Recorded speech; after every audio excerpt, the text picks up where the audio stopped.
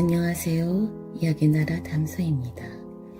오늘의 이야기는 불씨를 꺼뜨린 며느리입니다. 옛날 어느 마을에 제상대대로 불씨를 꺼뜨리지 않고 지켜온 김씨 집안이 있었다. 어느 날 김씨 집안은 새 며느리를 얻게 되었는데 혼례를 마치고 시어머니는 며느리를 불러 집안의 중요한 일을 알려주었다. 이제부터 네가 불씨를 맡아서 잘 간수하거라. 네, 어머니. 이 불씨는 지금까지 조상 대대로 내려온 귀한 불씨란다. 그러니 꺼뜨리지 않도록 조심해야 한다. 네, 어머니. 며느리는 밤새도록 불씨를 지켜보며 있었다. 불씨가 꺼지지 않도록 조금씩 장작되던 재를 덮어주며 불씨를 잘 돌봤다. 새벽이 동터올 때쯤 며느리는 잠시 눈을 붙이며 졸고 있었다. 그리고 아침이 밝았다. 불씨를 확인해 보는데 불씨가 꺼져 있는 것이었다. 어찌하지?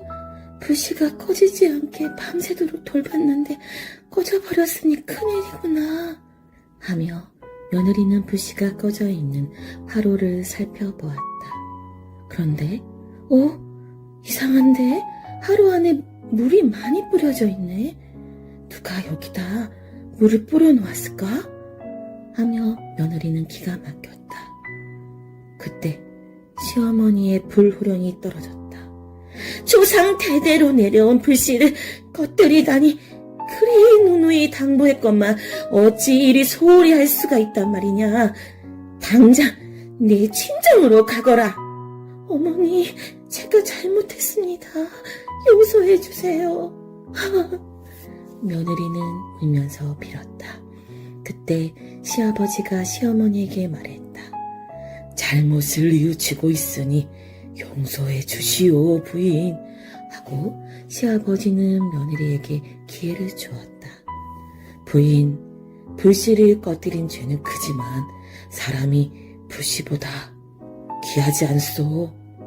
그러니 며느리는 다시는 불씨를 꺼뜨리지 않도록 최선을 다해 불씨를 지키거라 하고 용서를 받았다. 며느리는 시어머니와 이웃 사람들에게 부끄럽고 억울했다.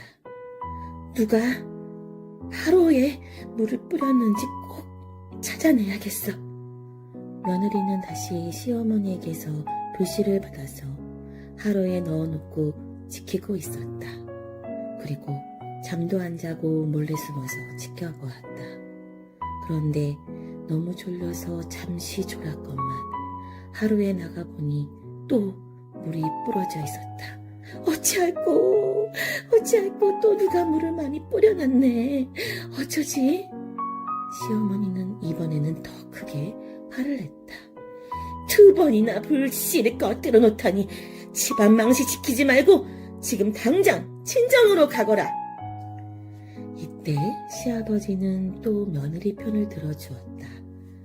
며느리가 불씨를 일부러 꺼뜨렸겠소. 한 번만 더 용서해 주시오, 부인. 그날 밤도 며느리는 밤을 새며 졸지 않고 장독대 뒤에서 하루를 지켜봤다.